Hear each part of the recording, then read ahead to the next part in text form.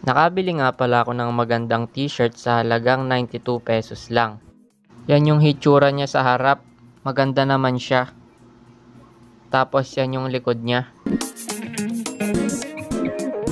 Ito naman yung isa, maganda din, 94 pesos lang.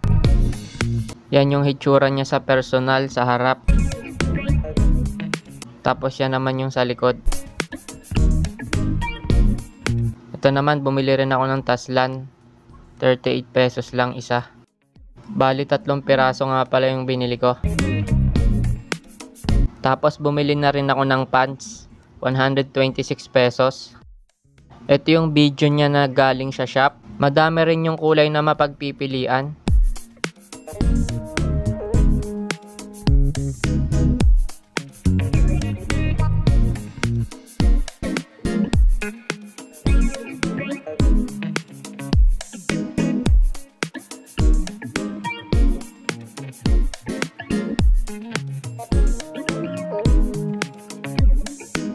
Black nga pala yung binili ko, pero parang glossy black siya kasi kapag nasisinaga ng liwanag nagre-reflect siya.